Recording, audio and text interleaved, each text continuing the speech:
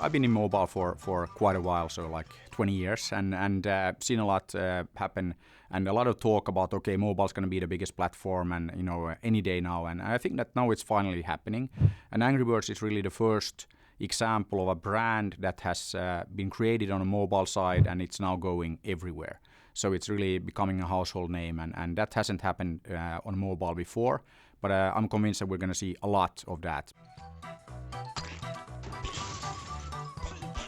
I think the game really appeals to a wide audience because it's very easy to pick up, and it's very difficult to put down. So it's one of these games, though I'll just play for a couple of minutes, and then you realize, though, I spent 2 hours playing the game. And then also that it's built for touch devices. So it's really important that it's not one of these games that you take from a PC or console and you try to force into a mobile experience, but it's so easy to just pick up the game and start slingshotting these birds at the pigs. So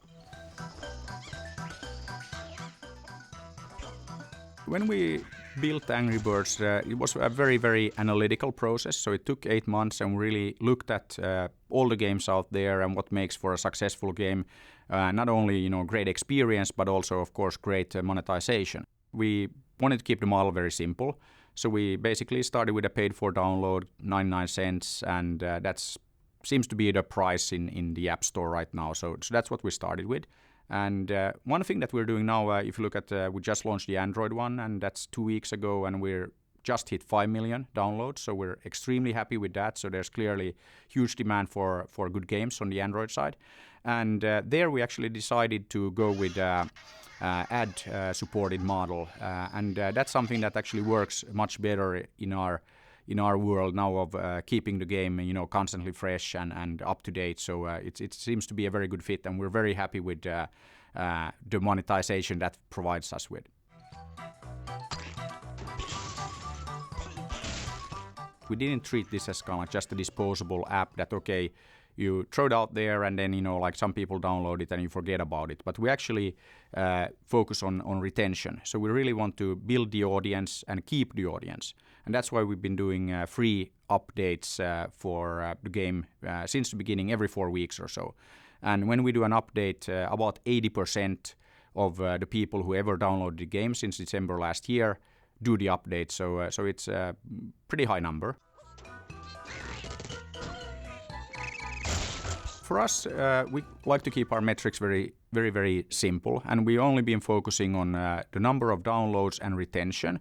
But that's something that number of downloads, of course, it's one thing. But if you get like millions of downloads, but people then throw away the game and they don't kind of like keep playing it, then you're actually really losing out on kind of like the long-term opportunities. So one thing that we really been starting to look at now is the engagement. And if you look at take the iPhone version alone, there's 65 million minutes of playtime every single day. So there's a lot of time spent with our game, with the brand, and that compares very favorable with primetime TV, for example. So what that probably means is that a lot of the ad spending will start shifting towards this, and we're of course very excited about that.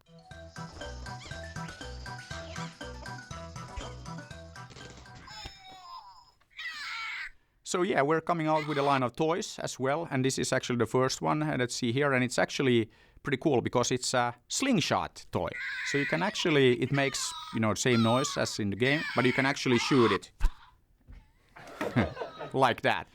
So that's something that you can now pre-order online. So there's a site called ToyWiz where you can find this, and you can also see ads for this in the game pretty soon.